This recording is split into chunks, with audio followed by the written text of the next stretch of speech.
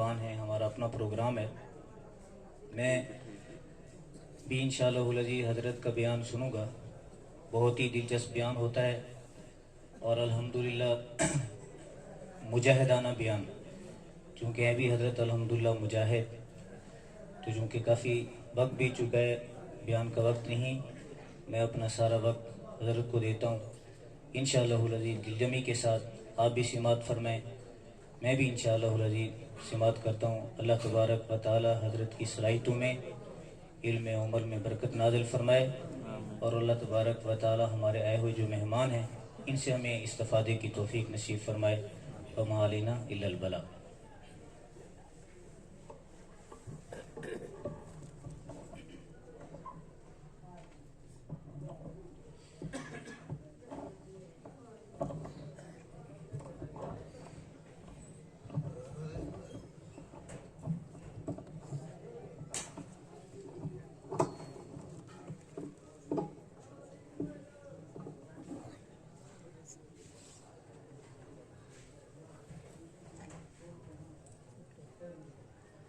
اللهم لك الحمد كله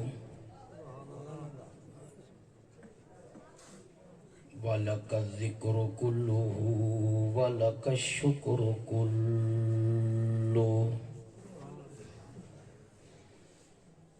وعلى نبيك الصلاة والسلام كله أما بعد فأعوذ بالله من الشيطان الرجيم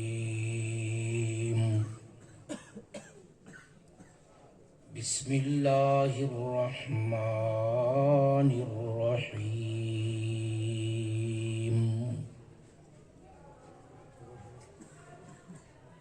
ذلك الكتاب لا ريب فيه هدى للمتقين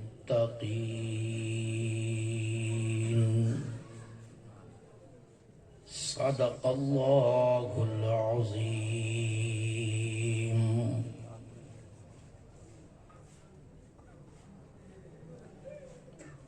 معززین علاقہ، اسٹیج پر موجود علماء کرام، مشائخ عظام، میرے سامنے تشریف فرما میرے بھائیوں، السلام علیکم ورحمۃ اللہ وبرکاتہ۔ حضرت جی، حضرت شاہ صاحب دامت برکاتہم کے بیان سے پہلے بڑی کوشش کی کہ اپنی حاضری آ کر لگواؤں۔ لمبا سفر تھا، 2 بجے خطبہ جمعہ سے فارغ ہوا، مسلسل سفر کیا،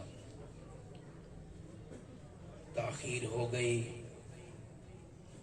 معذرت چاہتا ہوں، اور اپنی اس تاخیر کی نقصان کو میں خود پورا کروں گا اپنا بیان انشاءاللہ مختصر کر کے۔ میں یہاں پہنچا،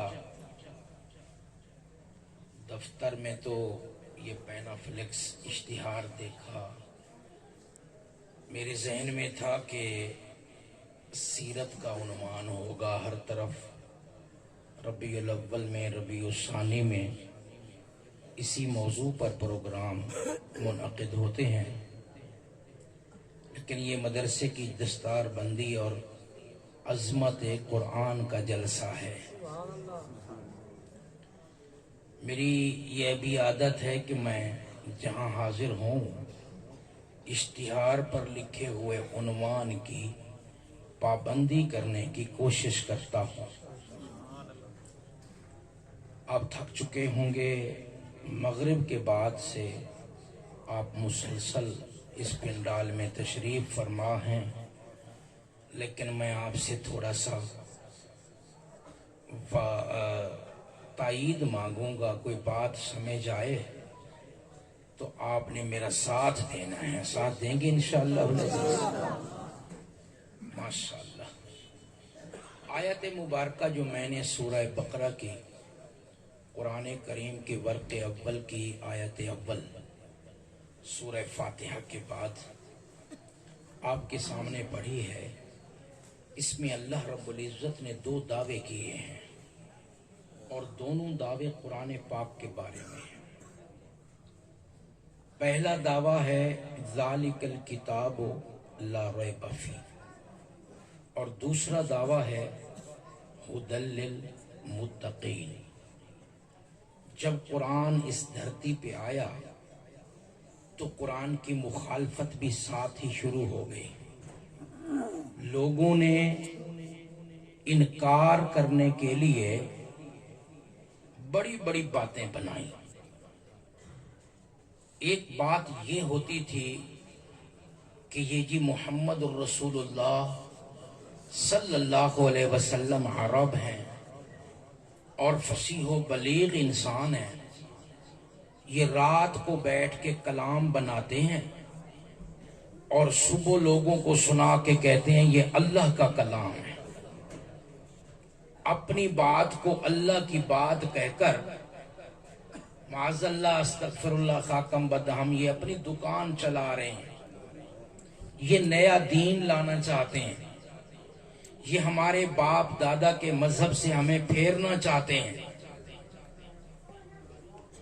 میرے آقا علیہ الصلوۃ والتسلیم پہ قرآن لگاتار نازل ہوتا رہا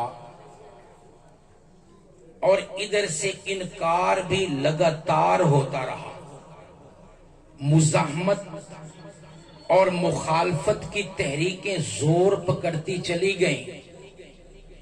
ظلم و ستم کر کے دیکھا، قرآن سے صحابہ نہ ہٹے، ٹھٹھا مذاق اور استہزاء کر کے دیکھا، جن کے سینوں میں قرآن کی مٹھاس اتر چکی تھی وہ اپنے موقف سے پیچھے نہ ہٹے۔ آخر میں ان لوگوں نے یہاں تک کہہ دیا کہ یہ صرف شاعر ہی نہیں بلکہ جادوگر قسم کا شاعر ہے، اس کے کلام میں کوئی جادو ہے جس وجہ سے لوگ اس کے قائل ہو جاتے ہیں، دیوانے ہو جاتے ہیں۔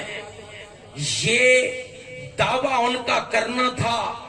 اللہ رب العزت نے قرآن کریم نازل کیا، ذالک الکتاب لا ریب فیہ ھدی للمتقین۔ اے دھرتی کے لوگوں، یہ قرآن لا ریب کتاب ہے۔ پہلا دعویٰ کیا ہے؟ یہ قرآن کیا ہے؟ لا ریب کتاب ہے، سچی کتاب ہے، اس میں شک و شبہ کی کوئی گنجائش نہیں ہے۔ کس بات میں لا ریب ہے؟ یہ اللہ کی جانب سے ہونے میں لا ریب ہے۔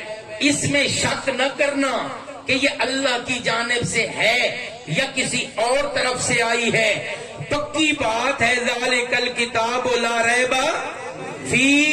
سب سے پہلا دعویٰ قرآن کا اس آیہ مبارکہ میں یہ ہے کہ قرآن لا ریب ہے اللہ کی جانب سے ہونے میں۔ اور قرآن کریم نے ایک جگہ چیلنج کر دیا، اے مکہ والو، میرے محمد صلی اللہ علیہ وسلم کو تم کہتے ہو کہ وہ شاعر ہیں اور گھر میں بیٹھ کر قرآن بناتے ہیں، تم بھی تو شعراء ہو، فصحاء ہو، بلغاء ہو، ادیب ہو، عرب ہو، کلام دان ہو۔ میرے پیغمبر نے 40 سال تمہارے اندر گزارے ہیں، کبھی ایک شعر بھی اپنی زبان سے پڑھ کر تمہیں نہیں سنایا۔ میرے پیغمبر نے 40 سالوں کے اندر شعراء کی ایک بھی ادبی مجلس اٹینڈ نہیں کی ہے۔ میرے پاک پیغمبر نے کسی استاد شاعر سے جا کر کبھی کوئی طرح مصرع لے کر اس پہ شاعری کی پریکٹس نہیں کی ہے۔ کبھی آج تک تم نے ان کی زبان سے ایک مصرع بھی نہیں سنا ہے۔ اور تم سارے شعراء، فصحاء، بلغاء، اپنے آپ کو عرب کہنے والے، باقی ساری دنیا کو عجم یعنی گونگا کہنے والے، اور تم اپنے قتلوں کا فیصلہ بھی اہل عرب اپنی شاعری کے فن سے کیا کرتے تھے۔ مثال کے طور پر ایک چھوٹی سی بات میں ان لوگوں کی آپ کے سامنے رکھوں. کتنے بڑے فصیح تھے اہل عرب. آج بھی ہماری درس نظامی میں عربی زبان میں دسترس حاصل کرنے کے لیے زمانہ جاہلیت کی مثالیں اور اشعار پڑھائے جاتے ہیں جو اس وقت فصیح و بلیغ لوگ ہوا کرتے تھے. محفل مشاعرہ ہو رہی ہے اور مجمع میں سے بندہ کھڑا ہو کے کہتا ہے اگر تو شاعر ہے تو 10 مصرے ایسے پڑھ دے کہ کسی لفظ میں نقطہ نہ ہو. فعل بدی وہیں کھڑے ہو کر کے شاعر اٹھتا تھا اور 10 مصرے پڑھا کرتا تھا. اگلا چیلنج آ جاتا کہ 10 مصرے ایسے پڑھو, ایسے الفاظ استعمال ہو کہ ان میں زبر کوئی نہ ہو, یا ایسے الفاظ استعمال ہو ان میں زیر کوئی نہ ہو, ایسے الفاظ استعمال ہو جس میں پیش استعمال نہ ہو. ہاں وہ اٹھتا تھا اور کلام پڑھتا تھا. دنیا اپنے منہ میں انگلیاں لے کے بیٹھ جایا کرتی تھی. لکھا ہے کتابوں میں کہ ایک بندہ سفر پہ تھا اور دوران سفر اسے ڈاکو مل گئے. ڈاکو سامان بھی انہوں نے چھین لیا اور قتل بھی کرنے لگے اس کو. اس نے بہت ہاتھ باندھے, بھائی سامان لے لو, پیسہ روپیہ لے لو, مجھے تو معاف کر دو. انہوں نے کہا نہیں, ہم ثبوت نہیں چھوڑتے, آپ کو مرنا ہے. اس نے ایک گزارش کی ڈاکوں سے کہ ایک پرچی تمہیں دیتا ہوں, میرے گھر میں کوئی بیٹا کوئی نہیں, بیٹیاں ہیں, اگر تمہیں ترس آئے کہ بیٹیوں کا باپ ہوں, کم از کم یہ میری پرچی میرے گھر میں پہنچا دینا, پڑھ لو, تمہارے بارے میں ہو تو نہ دینا. انہوں نے پرچی دے دی. ڈاکو شاید اس زمانے کے ڈاکو بھی اہل ترس ہوں گے, چلو بھی بیٹیاں ہیں, کوئی ان کو نصیحت کر رہا ہوگا. پرچی پہ ایک ادھورا مصرع لکھا ہوا تھا, یبنتا ان اباکما, علماء بیٹھے ہیں, اے میری دونوں بیٹیوں بے شک تمہارا باپ. بس اس کے آگے کچھ نہیں. ان کا چکر لگا اس بستی میں جہاں کا وہ مرحوم تھا, تو دروازے کو دستک دی, بچیاں باہر آئیں, ان کو پرچی پکڑائی. ایک بچی نے پرچی پڑھی, یبنتا ان اباکما, اے میری بیٹیوں تمہارا بابا. آگے کچھ بھی نہیں ہے, اتنی سی بات ہے. ایک بچی نے دوسری بچی کی آنکھوں میں دیکھا اور آنکھوں میں کچھ بات کی اور شور ڈال دیا, لوگوں آ جاؤ, ہمارے بابا قتل ہو گئے ہیں اور قاتل ہمارے سامنے, آ رہا ہو, ان کو پکڑو. لوگوں نے پکڑا, پنچایت ہوئی, کہا گیا کہ ثابت کرو بچیوں, یہ تمہارے باپ کا قاتل کیسے ہے. اہل عرب کی طلاقت لسانی اور فصاحت دیکھی ان لوگوں کی. پنچایت میں ثابت کرنے کی جب نوبت آئی تو بچیوں نے کہا شعراء کرام کو بلایا جائے. یہ ایک طرح مصرع ہے اور اس کی فرد ثانی جو ہے نا, شعر مکمل کرنے کے لیے اور کوئی ادب کے اعتبار سے لحاظ سے اور کوئی بانی نہیں سکتی ہے, یہی بنتی ہے. یبنتا ان اباکما قد قتل وقاتلہ لداکما, اے میری بیٹیوں بے شک تمہارا بابا مر چکا ہے, قتل ہو چکا ہے, اور اس کے قاتل تمہارے سامنے کھڑے. شعراء نے فیصلہ دیا اس دن کہ واقعی یہ قاتل ہیں جو اپنے قتلوں کے فیصلے بھی اپنی زبان اور شاعری کی طاقت سے کیا کرتے تھے. قرآن ان کے اوپر چیلنج وارد کر رہا تھا کہ اے شعراء جمع ہو کر آ جاؤ. میرے پیغمبر جس نے آج تک شعر نہیں کہا وہ قرآن جیسی فصیح کلام پیش کر رہا ہے. اگر یہ ان کا بنایا ہوا ہے تو تم بھی تو بنا سکتے ہو. میدان میں آؤ, فاتو بے سورہ, ایک سورت لے آؤ. چیلنج اہل عرب کے سینوں پہ راج کرتا رہا, کوئی نہیں آیا. قرآن نے چیلنج مختصر کیا کہ 10 آیتیں لے آؤ. میرا پیغمبر تو 6000 سے زائد آیتیں لا چکا ہے, اور وہ اگر اللہ کا کلام نہیں ہے, انسانی کلام ہے, تو لے آؤ 10 آیتیں لے آؤ. اللہ نے چیلنج اور مختصر کیا اور یہاں تک بات آ گئی کہ 1 آیت لے آؤ. توڑا جا رہا ہے کس بات کو, ذالکل کتاب لا ریب فی, لا ریب ہونے کو توڑا جا رہا ہے. ایک دوسرے کا منہ تکتے رہے, قرآن کا جواب نہیں آیا. اہل حق کا جواب جب نہیں آتا تو جواب میں بمباری آتی ہے. ظلم و ستم بڑھا دیا. حقانیت کا مقابلہ جو نہیں کر سکتے, میدانوں کے اندر جو نہیں آ سکتے, وہ خفیہ سازشیں کرتے ہیں. ایک دن سورہ کوثر نازل ہو گئی, سب کو آتی ہے, سب سے قرآن کی ننھی منی صورت ہے, اور میرے آقا کی شان اور تسلی کے طور پہ نازل ہوئی, اور پورے قرآن کا خلاصہ ہے. इन्ना अअतैनाकल कौसर फसल्लि लिरब्बिका वनहर इन्न शानियका हुवल अबतर। सबको याद है ना? कुरान के 3 मजमून हैं, मकाम मुहम्मदुर रसूलुल्लाह, पैगाम मुहम्मदुर रसूलुल्लाह, अंजाम दुश्मनान मुहम्मदुर रसूलुल्लाह। कॉपी पे ये 3 उन्वान लिख दो। एक सफे पे लिखो मकाम मुहम्मद, दरूद पाक सल्लल्लाहु अलैहि वसल्लम, और दूसरे सफे पर लिखो ऊपर ऊपर पैगाम मुहम्मद सल्लल्लाहु अलैहि वसल्लम। तीसरे सफे पर लिखो अंजाम दुश्मनाने मुहम्मद रसूलुल्लाह सल्लल्लाहु अलैहि वसल्लम। पूरे कुरान की कोई आयत भी उठाओ तो इन 3 अनावीन में से किसी एक के नीचे आ जाएगी। पूरे कुरान का खुलासा है, या वो आयत मेरे आका की शान बयान कर रही होगी, या मेरे आका की तबलीग बयान कर रही होगी, पैगाम बयान कर रही होगी। जो भी आयत पढ़ोगे तुम कहोगे जी फिरौन का किस्सा है, मैं कहूंगा अंजाम दुश्मनान मुहम्मद। तुम कहोगे जी कुरान करीम में फुला कौम के गर्क होने का जिक्र है, ये अंजाम है।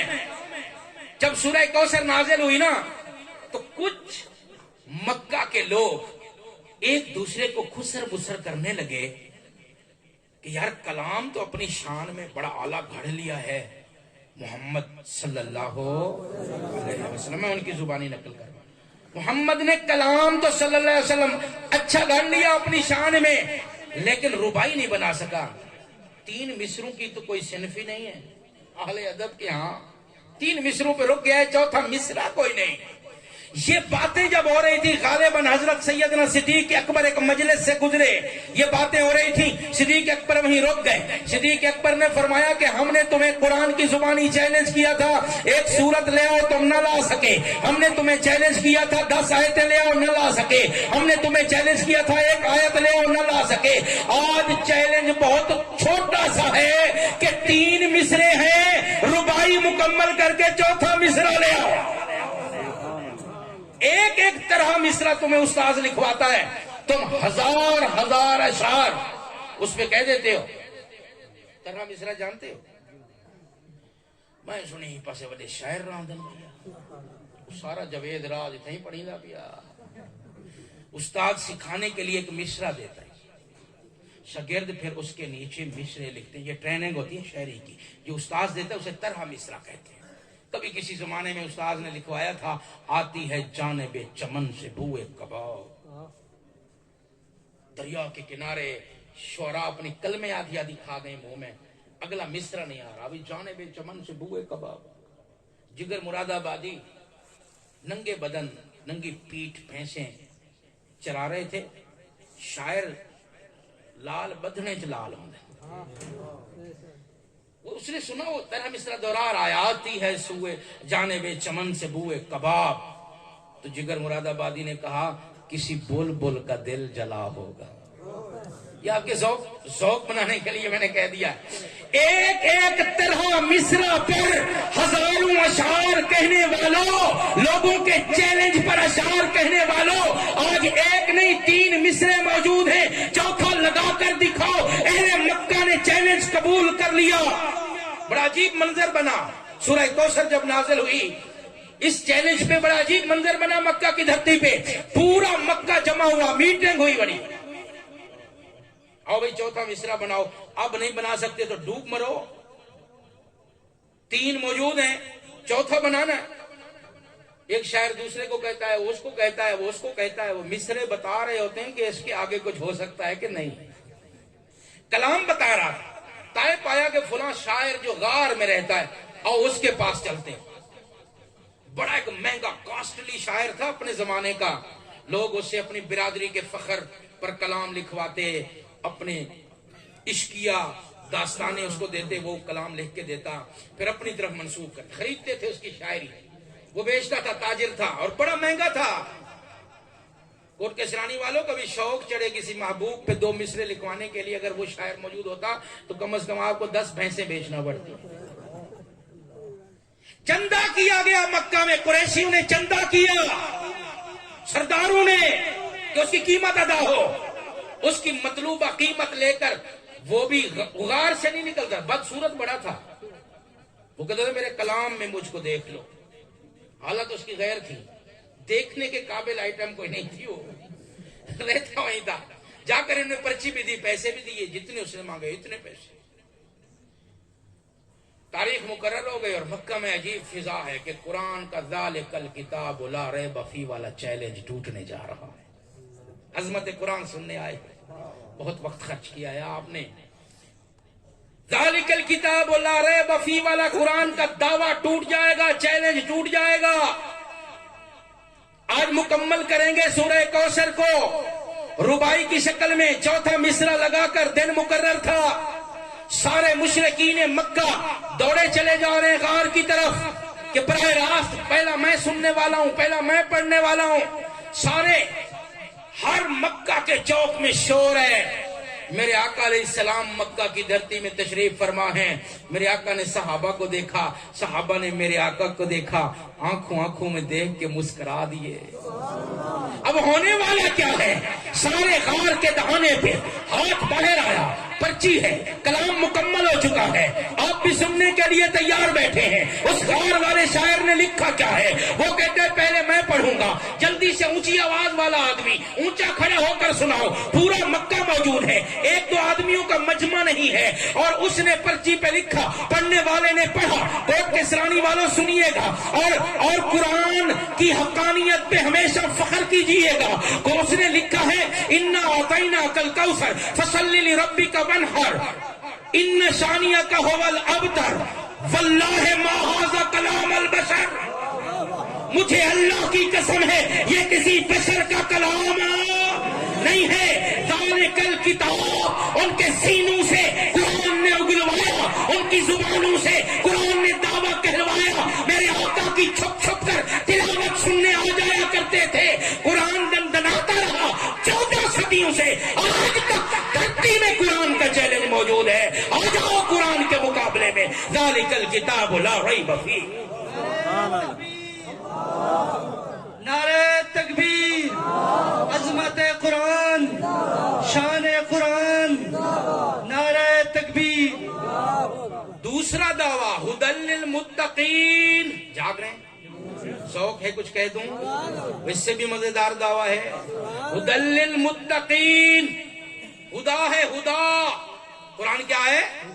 قرآن کے کئی نام ہیں, ان ناموں میں سے ایک نام کتاب ہدا. ہدا کا معنی ہدایت, راستہ. قرآن راستہ ہے, ہدایت ہے. اس کا لغوی معنی میں نے کتاب میں پڑھا. میری تقریر تیار کرتے وقت یہ کوشش ہوتی ہے جو باتیں کتابوں میں چھپی ہیں ہم اپنے طلباء کو پڑھاتے ہیں, میں سٹیج پہ آ کے آسان کر کے عوام کو پڑھاتا ہوں.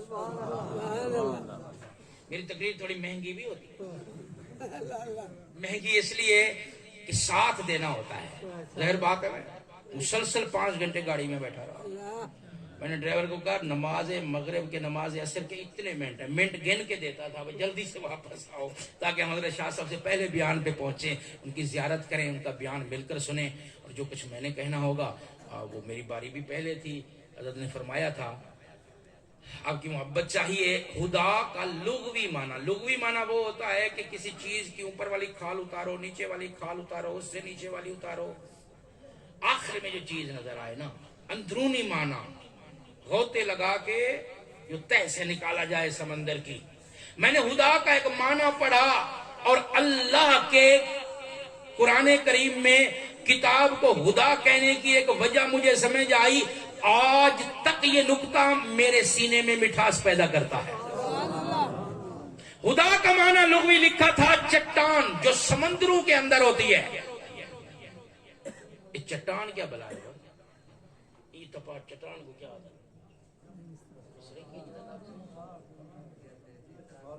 چٹان جان دے ہو نا. سمندروں میں بھی اللہ نے پہاڑی سلسلے رکھے ہوئے ہیں, وہاں بھی چٹانیں ہوتی ہیں.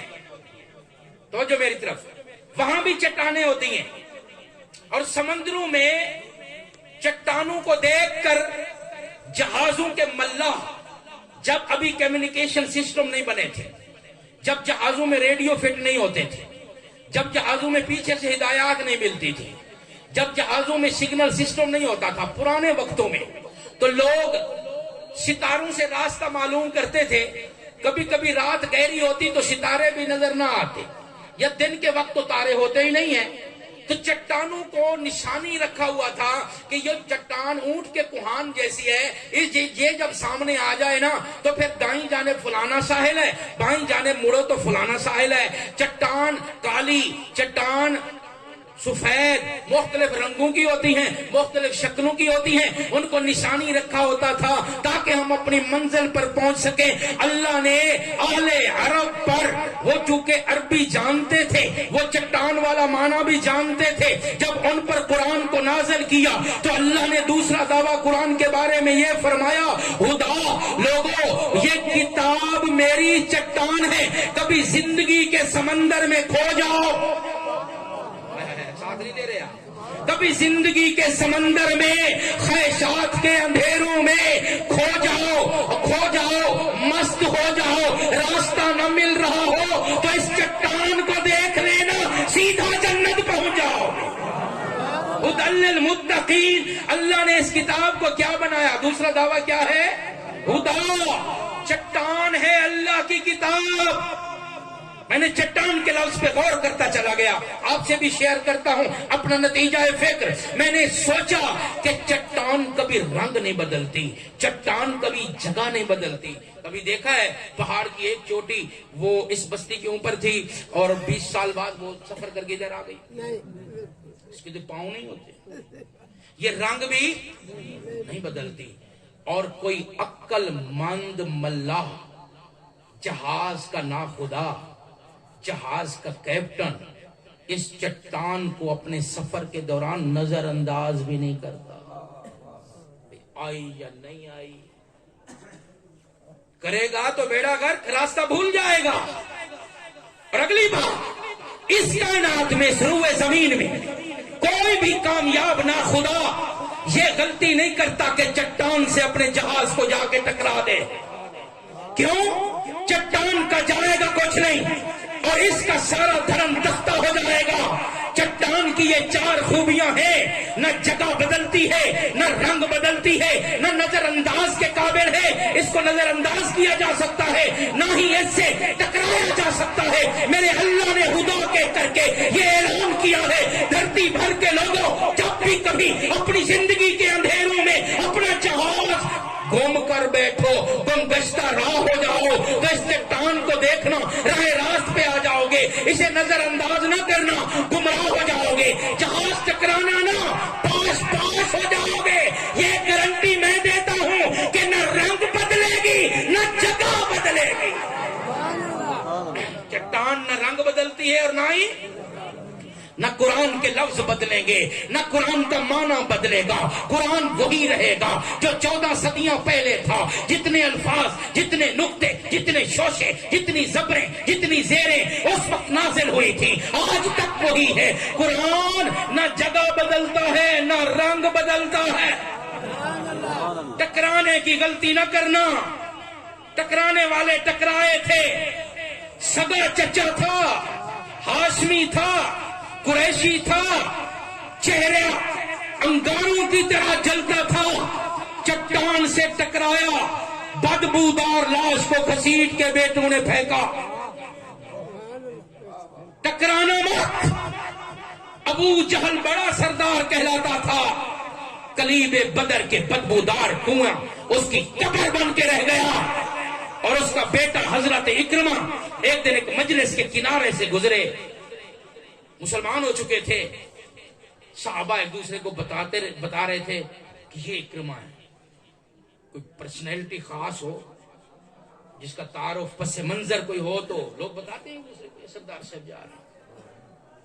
یہ ابو جہل کا بیٹا ایک صحابی نے تعارف کرواتے ہوئے کہا، حضرت اکرمہ میرے آقا کی دربار میں آئے. اللہ کے حبیب، اس کمبخت کا بیٹا ہونے میں میرا کیا قصور ہے؟ اپنے صحابہ کو کہو کہ اس کا نام میرے نام کے ساتھ نہ لیا کرے. ٹکرا گیا تھا بدر کے میدان میں اس چٹان کے ساتھ. اولاد اس کی ہے اور نام میرے آقا کا لیتی ہے. بیٹے بھی جس کو تسلیم نہیں کرتے، اس چٹان चट्टान से टकराना मत, बर्बाद हो जाओगे, तबाह हो जाओगे, तुम्हारा कुछ नहीं रहेगा। तारीख का मुतालिया करके देख लें, जब जब भी जहां जहां भी चट्टान से टकराया गया, टकराने वाले पास पास हो गए, अल्लाह की किताब वहीं खड़ी। अब आप समझ गए मैं मौजू कहां ले आया। टकराने वाले चले गए, पास पास हो गए। रूस आया था इस चट्टान से टकराने, मुल्ला उमर के पास क्या था? क्या था? B-52 के मुकाबले में B-53 था। डेजी कटर के मुकाबले में न्यूक्लियर की कोई नई वैरायटी थी उनके पास? कुछ भी नहीं था। उनके हाथ में किताब खुदा थी, चट्टान थी। रूस टकराया, पास पास हो गया। अमेरिका टकराया, आपके सामने किस तरह जलील और रुसवा होकर के अपना माथा फोड़ के वापस गया। हाय हाय, पिछले दिनों, कल की बात है, कल काजी अल Kujat Afghanistan, chief justice of Afghanistan की पिक्चर लगी थी और हर तरफ शेयर हुई है ग्रुपों में। रक्शे से अपने घर के आगे उतर रहे हैं, अपनी अदालत से आए हैं, कोई रूट नहीं लगा हुआ, कोई प्रोटोकॉल कोई नहीं, कोई गाड़ियां कोई नहीं। उनके पास इस टाइम 8-8 करोड़ की कैप्रिस गाड़ियों से हवेलियां भरी हुई हैं। ये मत समझो कि है कुछ नहीं, बम प्रूफ गाड़ियां भरी हुई हवेलियां। लेकिन उनकी सादगी का ये आलम है।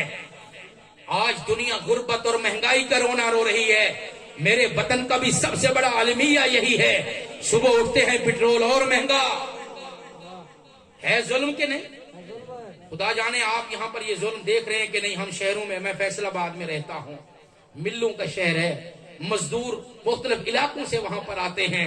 खुदा की कसम, मजदूरों की हालत देख के रोना आता। अल्लाह इन हुक्मरानों को इसी तरह तड़पा जिस तरह गरीबों के इन्होंने आंसू निकाले। इनकी आज अयाशियां, शाखर्चियां, बीवी की बेटी को लेकर के सऊदी अरब जा रहा है निकाह पर। अपनी बेटी नहीं, किसकी? अच्छा यार, मैं सियासी गुफ्तगू नहीं करनी, अजमत कुरान पे ही बात करते हैं, इसलिए वक्त कम है, वक्त कम है। उन्होंने 10 बजे का कहा था दुआ का, तो मैं कोशिश करता हूं कि थोड़ा सा आयु पर बात जा पाए। पिक्चर आई अफगानिस्तान की, आपने देखी होगी सबने। तालिबान भी अजीब काम करते हैं, 3 मिनट की पिक्चर अपलोड करके पूरी दुनिया को दर्श दे जाते हैं। तस्वीरें भी बोलती हैं। कारी यूसुफ सब कंधार के गवर्नर भिखारियों को जमा करते हैं कि आज के बाद भीख नहीं मांगनी। ये रजिस्ट्रार है तुम्हारा, इसको अपने घर का माहाना खर्चा लिखवाओ, तुम्हारी दहलीज पे पहुंचेगा। जब तुम कौम पर पेट्रोल बम गिरा रहे थे ना अपने दफातर में, एटमी पावर, वसाइल वाला मुल्क, गंदम तुम्हारी अपनी है। जब अमेरिका गया तो उनके पास 10 दिन का राशन नहीं था, 6 दिन की दवाइयां नहीं थी। गुर्बत का ये आलम है। लेकिन आज उनके चौक चौराहों में कोई भिखारी नजर नहीं आता। कैसे लोग बने हुए हैं वो। और वो एक और सूबे का गवर्नर एक बाबे को उठा रहा है। बाबा जो पिछले कोई 16 साल से फुटपाथ पे सोता है, उसका घर कोई नहीं, ये उसको पकड़ रहा है, उठो बाबा, आप मेरे घर में सोएंगे, मेरे मेहमान हैं। हमारी हुकूमत में कोई फुटपाथों पे नहीं सोएगा। वो बाबा डर रहा है, भाई गनमैन भी साथ है, मेरे गवर्नर है तो उसके साथ सिक्योरिटी है, बंदे हैं। गन्नू को देखता हो, कहते तुम मुझे गिरफ्तार करने आए हो? वो कहते हैं नहीं, तुझे अपना बाबा बनाने आए। हाँ तो सही। पास पास हो गए टकराने वाले, क्या था उनके पास? और याद रखो, ये चट्टान भी है, ये खैर का मरकज भी है। ये जहां पर आके साया फिगन हो जाता है ना कुरान, नीचे खैर ही खैर होता है। साया फिगन का क्या मतलब? हमारे पंजाब में, वहां पर पंजाब में दुल्हन को कुरान के नीचे से गुजारते हैं। साया फिगन होने का ये मतलब नहीं है कि ऊपर कुरान के नुस्खे लगा लो, साये में बैठ जाओ। साया फिगन होने का मतलब ये है कि इस ज़मीन पर इसके अहकाम नाफिज हो जाए। اللہ میرے وطن کو بھی یہ برکتیں نصیب کر دے. ابھی دستار بندی ہو رہی تھی, وقت مختصر, موضوع چھوڑ دیا میں نے, آدھا بیان کیا, زندگی میں پھر کبھی. ابھی دستار بندی ہو رہی تھی, 5-4 طلباء کرام آئے, حضرت جی نے ان کے سر پہ دستار باندھی. ان بچوں کے والدین بھی آئے ہوں گے. آج میں گزارش کروں آپ سے, بچہ پیدا ہوتا ہے تو صاحب حیثیت لوگ فنکشن کرتے ہیں, شریف فنکشن ہے, ثواب ہے, عقیقہ. شریعت نے خود اس کی حوصلہ افزائی کی ہے, فرض واجب نہیں ہے, صاحب حیثیت ہے تو کرو. یاروں دوستوں کو رشتہ داروں کو بلاؤ, بوٹیاں کاٹو, بھونو, بناؤ, کھاؤ. کون کہتا ہے شریعت بور مذہب ہے, بورنگ؟ دعوتیں بھی ہیں, ثواب بھی ہے ان دعوتوں پر. بیٹا جوانی کی دہلیز پہ قدم رکھتا ہے, اس کا نکاح ہوتا ہے, دلہن اس کی بہو رانی اپنے گھر میں لاتے ہو, تو اس وقت بھی آپ اپنے بیٹے کا فنکشن کرتے ہیں. شریعت اس کی حوصلہ افزائی کرتی ہے. اولم ولو بشات, میرے آقا نے فرمایا ایک بکری کا ولیمہ کیوں نہ ہو, کرنا ضرور ہے. یہ اس نئی آنے والی مہمان کا اعزاز ہے جو گھر میں آئی ہے نا, یہ اس کا کیا ہے. یہ میرے چاچا نو کو روز مندے کٹی کٹا رہے, یہ دیگا پکایا نہیں ہوں, اعزاز ہے. شریعت کا رخ دیکھ, تیرے گھر میں بیٹی آئی ہے, عقیقہ کرو گے, ولیمہ کرو گے, بیٹے کی خوشیوں پہ بڑے بڑے پروگرام کرو گے. خدا کی قسم جو پروگرام آپ کے بیٹوں کا, ان 4 بیٹوں کا فنکشن یہاں پر ہوا ہے, اس جیسا کوئی فنکشن نہیں ہو سکتا. دعوت نامے دیتے ہو ولیمے کے, عقیقے کے لیے فون کر کر کے بلاتے ہو, اپنے بیٹے کی دستار بندی پہ پورا خاندان لایا کرو. جن کے بچے یہاں پڑھتے ہیں آج وعدہ کریں, حضرت کے ادارے میں پڑھتے ہیں وہاں دستار بندی ہوگی, آج یہ وعدہ کر کے جائیں کہ جب بیٹے کی دستار بندی ہوگی تو میں برادری میں, اپنی ساری برادری میں دعوت نامہ دوں گا,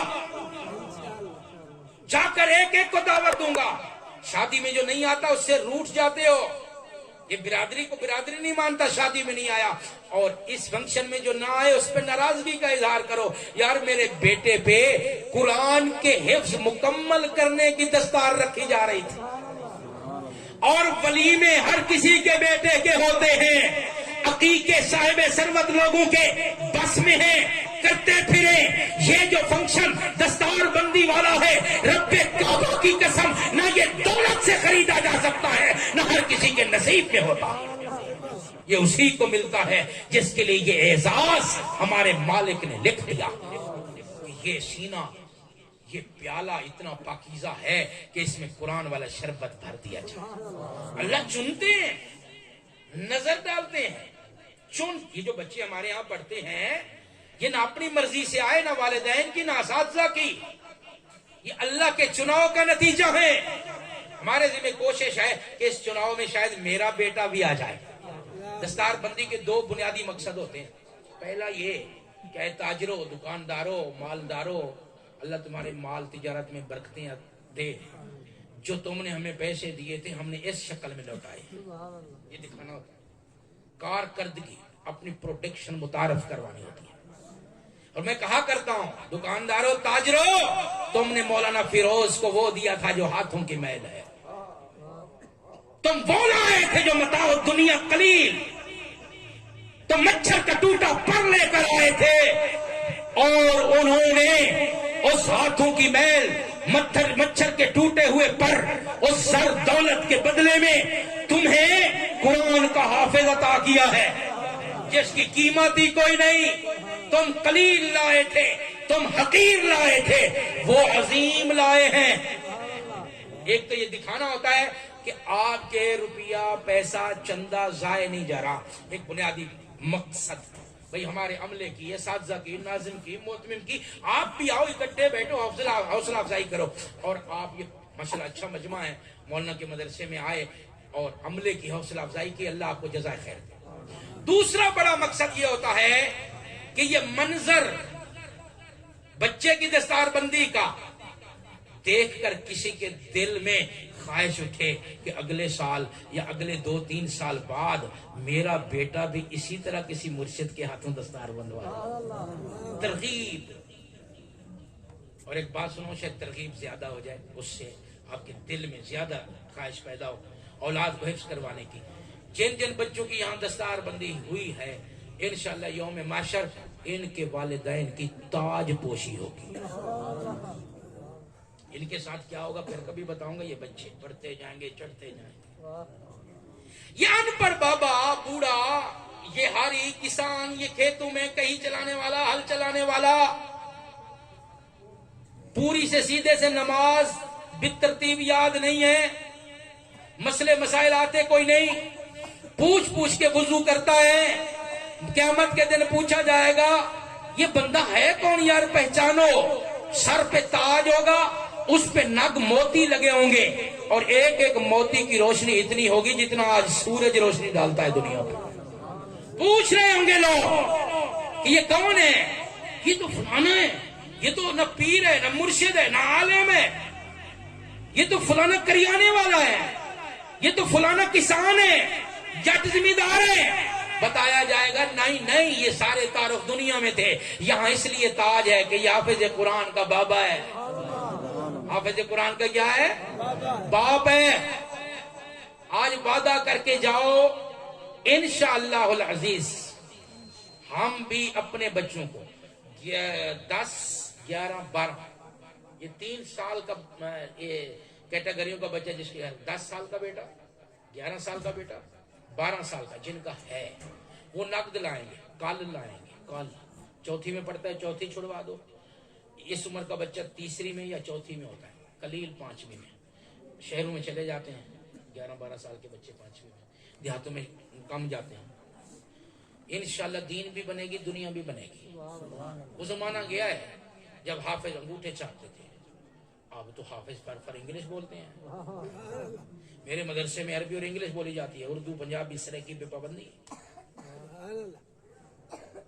میں حافظ قرآن بچہ لیتا ہوں، حفاظ ایجوکیشن ہے ہمارے یہاں. 13 سال کا حافظ قرآن بچہ داخل کرتے ہیں. اگر آپ کا بھی کسی کا ہو صاحب ذوق ہو تو تشریف لائیں. 13 سال پرائمری یا مساوی پرائمری تعلیم، چوتھی وغیرہ کچھ ہو، 13 سال کا اس کو لیتے ہیں. 5 سال میں ثانوی عامہ مہد عربی کے ساتھ کرواتے ہیں، اور سائنس کے ساتھ میٹرک کرواتے ہیں، اور عربی انگلش ایسے بولتا ہے جیسے اس کے گھر کی زبان ہو. پچھلے دنوں میں UK سے کچھ مہمان آئے اور انگریزی بول رہے تھے. بچپن سے وہاں گئے، وہاں سیکھ گئے. لندن مانچسٹر میں رہتے ہیں، تو وہاں سیکھ گئے اور ان کو انگلش میں بڑا ناز تھا. مدرسے میں آئے طلباء کے ساتھ جب انہوں نے انگلش بولی تو احساس کمتری کا شکار تھے، چھپ رہے تھے.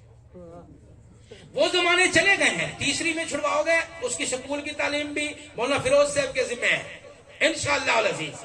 چوتھی میں سکول چھڑواؤ گے، انگلش اور میتھ 1 گھنٹہ اس کا ٹچ دیں گے. اگر ہے تو ٹھیک ترتیب، نہیں تو میری ان سے بھی گزارش ہے یہ کر لے. لوگ اس وجہ سے بھی دور ہیں کہ بچہ ہمارا سکول نہیں پڑھ رہا. صرف 2 چیزیں انگلش اور میتھ 1 گھنٹے میں ہو سکتی ہیں، اور اردو کی املا حفظ کروائیں اس کے ساتھ انشاءاللہ العزیز. نقد 11 سال کا بچہ، 10 سال کا اور 12 سال کا کن کے گھر میں ہے؟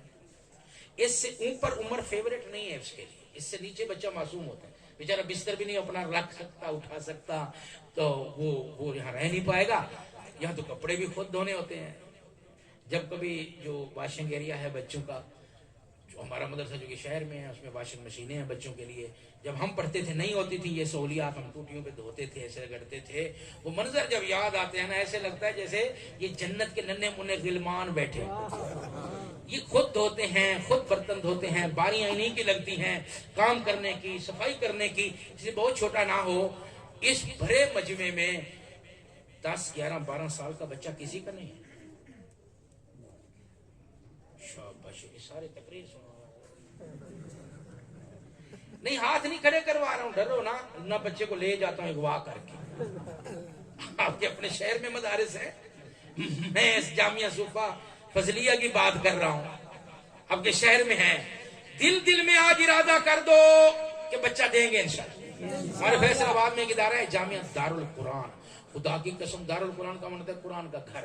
آپ اس مدرسے میں کبھی آ کے دیکھو، واقعی قرآن کا گھر ہے. 60 کلاسیں ہیں تحفیظ کی. جاؤں ان کے تحفیظ کی دستار بندی ہو رہی ہے دسمبر میں، 2 دسمبر کو دعوت نامہ آیا، میں نے پڑھا. حافظ جن کی دستار بندی حفاظ کی ہونی ہے 502 طلباء ہیں. 502 حفاظ. موریتانیہ، کینیا میں 20 شاخیں ہیں جامعہ دارالقرآن کی. اور افریقن ممالک میں مولانا طارق علیہ صاحب کا بیان مشہور ہے کہ میں نے پانی پتی لہجے میں قرآن سنا، میں رک گیا